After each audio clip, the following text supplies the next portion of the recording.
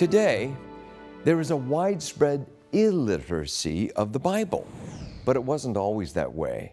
For example, when Americans spoke in the 1700s and 1800s, and even to some degree today, the Bible directly or indirectly impacted their speech.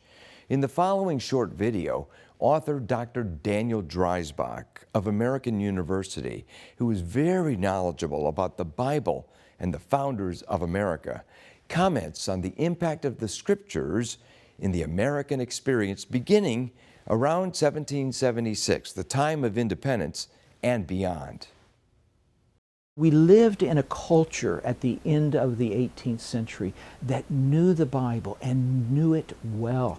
And so it's not going to surprise us that the Bible in this King James translation is going to profoundly influence the culture in many ways. Not only in education, but it's going to inform ideas about values, morality.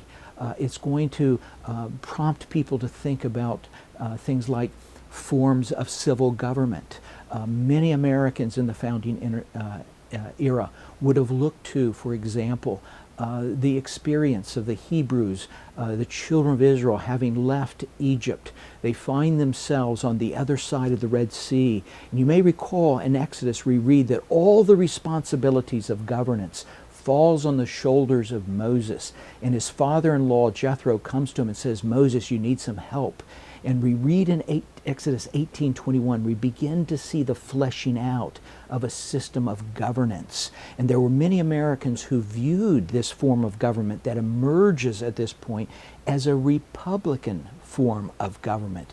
And so they themselves, having departed from the monarchy of Great Britain, they're looking for what is the best form of government. And they see a model worthy of emulation in the example of the children of Israel.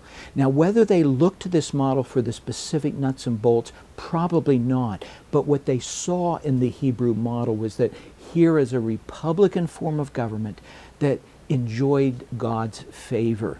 And that was enough for them to want to study republicanism as a form of government and perhaps emulate it in their own new governments.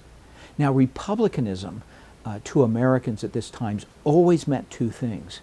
Number one, republicanism meant government by consent of the governed.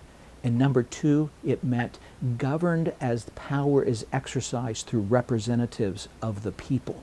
And so when we speak of republicanism in America, we're speaking of a form of government that embraced these two core ideas. Dr. Daniel Dreisbach of American University has written whole books and articles on the indispensable role of the Bible in the lives and writings of the founders of America and in the early American experience.